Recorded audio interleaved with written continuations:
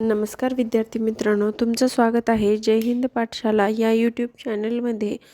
आज आपण आद्य क्रांतिकारक वासुदेव बळवंतराव फडके यांची सविस्तर माहिती घेणार आहोत। व्हिडिओ शेवटपर्यंत पहा। याबद्दल एकतरी प्रश्न असतो, त्यामुळे शेवटपर्यंत व्हिडिओ पहा आणि शेवटी एक प्रश्न विचारणार आहे, त्याचं उत्तर पण मला कमेंट बॉक्समध्ये द्या। चला तर मग सुरुवात करूया आजच्या व्हिडिओला। महाराष्ट्राचे आद्य क्रांतिकारक वासुदेव बळवंत फडके, जन्म 4 नोव्हेंबर 1845 ला कुलाबा सिराढोण येथे। पेशवाईत पनवेल जवळच्या कर्नाळ्या किल्ल्याच्या किल्लेदारी फडके यांच्या घरात होती। उदरनिर्वाहासाठी पहिल्यांदा त्यांनी रेल्वे खात्यात लिपिक म्हणून कार्य केलं व त्यानंतर त्यांनी लष्करी खात्यात लेखा विभागात लिपिक म्हणूनच काम केलेलं आहे। पहिल्यांदा कुठं केलंय?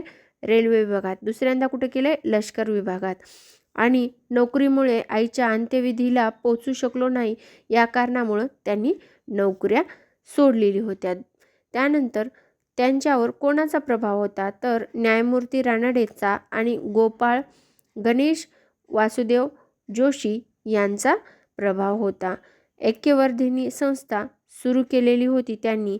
त्याचबरोबर पुण्यात 1874 ला पुणा नेटिव्ह एज्युकेशन शाळा सुरू केलेली होती। त्यातून स्वदेशीचा पुरस्कार करण्याचा प्रयत्न केलेला होता। पुढे याचेच रूपांतर भावे स्कूलमध्ये झाले। कुठल्या शाखेचे? पुणा नेटिव्ह एज्युकेशन शाळेचे रूपांतर भावे स्कूलमध्ये झाले। ती कधीमध्ये? 1874 मध्ये स्थापन झालेली होती।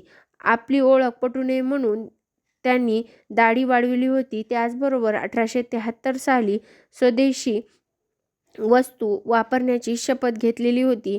हे दत्त उपासक होते। त्यांनी दत्त महात्मे नावाचे 700 ओळींचे ग्रंथ लिहिले होते आणि त्यांनी पहिला दरोडा कुठं घातलेला होता तर दौलतराव नाईकांच्या मदतीने धामरी गावात 300 रुपये मिळविलेले होते पहिला दरोडा घालून। त्यानंतर रामोशांनी नंतर त्यांची साथ सोडली का तर त्यांच्यामध्ये वाद होऊ लागले।